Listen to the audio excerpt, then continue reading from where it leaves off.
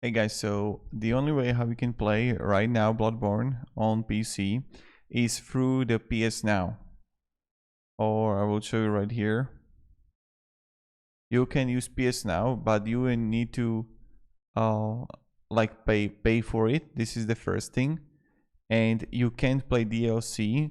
And someone even wrote here is that the quality is just not that great.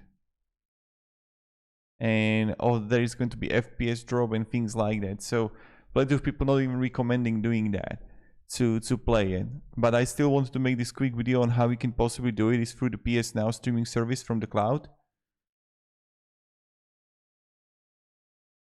So, but you really can't. And thank you very much for watching.